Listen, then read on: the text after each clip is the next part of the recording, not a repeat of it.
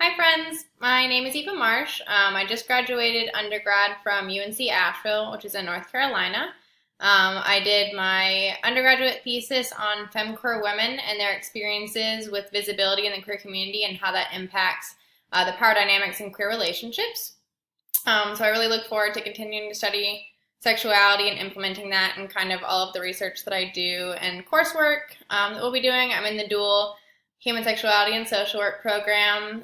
Originally, I hail from Indiana. If you can't hear that in my voice, it's very nasally and Midwestern. Um, in terms of professional experience, I have worked at Inner Resources Counseling in a more clerical than clinical fashion, I suppose. But I got to shadow the social workers who were there, which was an invaluable experience. In addition to that, I was an RA, which I feel like kind of lends itself to kind of starting my passion for social work. And then I also was a volunteer for health and counseling services on my campus. But yeah, really I don't have very much experience, so I'm looking forward to everything that I learn. I'm sure that will be quite a lot. In terms of self-care, I really enjoy grocery shopping. And even if I'm not shopping, I just like to be in the grocery store.